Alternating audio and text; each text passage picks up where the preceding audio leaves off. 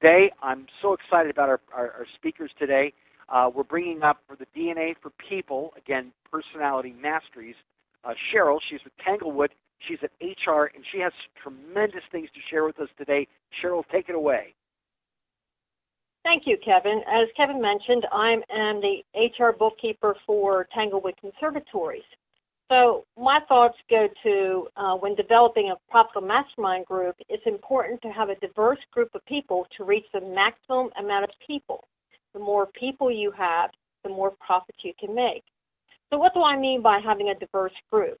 It is having people with different personalities and strengths to be able to handle all the tasks and communicating with people to make you successful. Hopefully by now you have a good idea about the personalities, but just in case, let me show you how to find out what someone's personality is.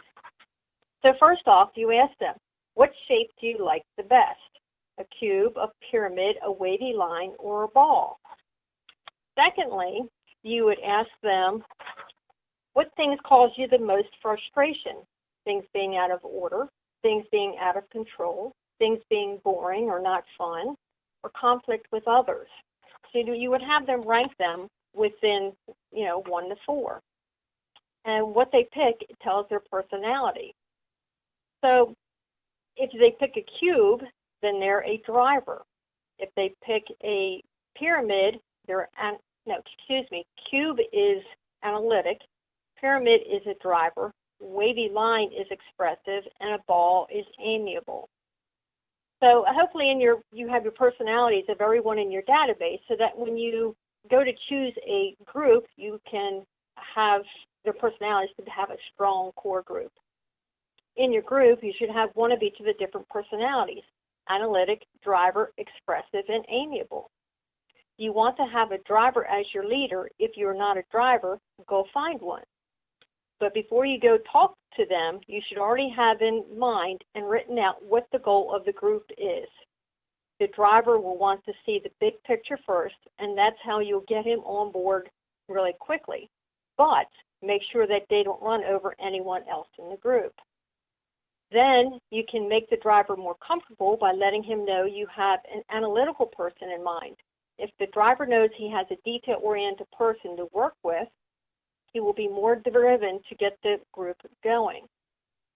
The insight of having a driver also in the group can lead your group when you have a round table and ask for ideas.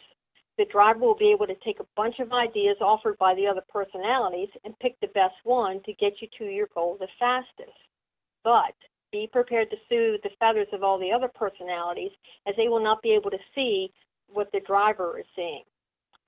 The analytic person will be able to put the systems in place for the group. They love the details, but be prepared to stop them from getting into too many details, because then the job won't get done. You will want to include an expressive, because there are a lot of people who like to have fun. You have to admit that a good group can use some levity at times, but you have to watch that there isn't too much fun so that you can still get the tasks done. The expressive will have no trouble getting others involved, as they like to talk with people and spread their joy. Having an amiable in a group will help develop the relationships of everyone in the group, but please make sure there isn't too much conflict, because they don't like that. Also, they keep track of how much they are doing, because they have a hard time saying no. They can also build your group, because they are also people-oriented. Your group needs to be well-balanced to be most effective to create the most profit. Having the balance of those that are task-oriented, or your analytical and your driver. People-oriented, expressive and amiable. The fast movers, which is the driver and the expressive. The slow movers, which is the analytic and the amiable. You need people to be able to dance together to create success. Once you have the people in place, the next segments of having the system in place and using the natural laws will help you have the ultimate walk with your profitable mastermind group. Does anyone have any questions?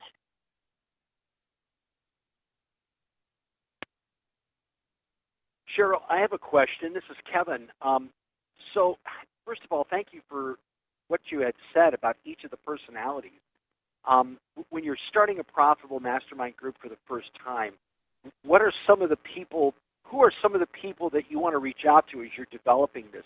Like in order, do you want to reach out to like the analytic first to put it all together, or the driver because it's going to happen, or who should we reach out to first when we're developing a profitable mastermind group? Well, I think you need to reach out to the driver first because they can see the big picture and they can drive getting people on board. They can come up with ideas, but then I think you need to go to the analytic to work with the driver to get the whole plan laid out. Because then they can, once there's a good plan, then people will always jump on board if there's a good, well thought out plan. Then I think it's the expressive to add that bit of fun into it, and then the amiable. Does that make sense? Absolutely it does. So when you're developing a profitable mastermind group, would the action card that Mark had said earlier be helpful in identifying people as you're developing a group? Oh, most definitely. I'm hoping that by this stage you already have a whole database and you can have everybody's personality already there so that when you're ready to start that group, you can just go right at it and just pick, and be able to match people up together so that you can have a strong group working together. You would have a dominant driver, but maybe you need I don't know if you maybe want to, but you might want to have another driver to, be able to bounce ideas off of each other. You need people to be able to communicate and spread their ideas to make it a really profitable group. Right. So even if somebody has nobody in their database and they're starting from square one, they can still develop a profitable mastermind group? Sure. And they can do that with the action card just by asking people questions. In my mind, yes. If you really want to create a group, you go after it, and you need to be strong and ask those questions right up front. Get it over with. Have fun with it. Don't make it a chore. Just have fun and get all those questions answered so that you can have a really strong group and you can have that's a good foundation to start the group. Excellent. And before we go into any other questions, if you want to get the action card, we have that available. This is free of charge to you. We have it in a PDF format. We can get that to you. Again, go to Twitter at @MM_seminars. Ask the question, just put action card, and we will get it to you. Or click on the video live chat, and you can ask it there. Are there any other questions? We have about a minute left here for this segment. Are there any other questions for Cheryl? Cheryl, are you part of mastermind groups yourself? I am part of, here at Tanglewood, we have our own mastermind group, and we have different roles and for different personalities. I'm also part of a sales mastermind group, which I thought about why I needed to be in that group. But I've learned so much because when it comes to HR and recruiting, I have to sell. I have to sell Tanglewood to get new team members. So it's helped a lot. So I'm glad I'm part of some of that group. Nice. Excellent. Good question, Rosanna.